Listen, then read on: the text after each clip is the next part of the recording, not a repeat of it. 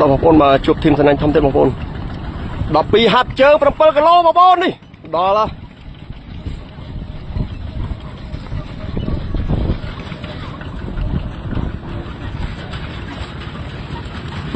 អ្នកបងក្រោយមកទេស្នាញ់ទៅទូច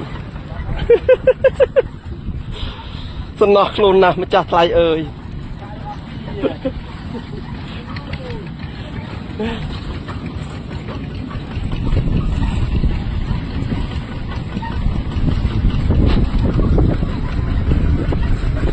ពេញលេងហើយបងប្អូនអើយនេះសំណាញ់ដល់កហើយ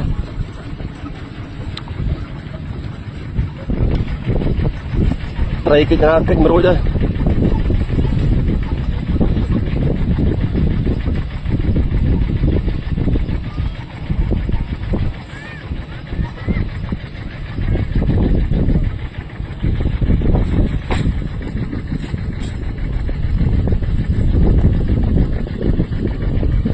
អត់បងប្អូនបើចូលទៅហើយ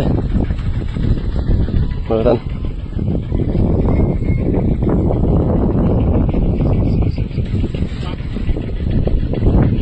អត់ទេនោះអីនោះអូស្អីនេះក្រាញបងប្អូននេះចូលក្រាញ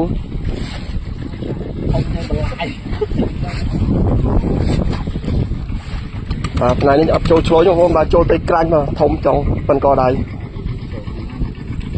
អរគុណជ្រាបលាបងប្អូន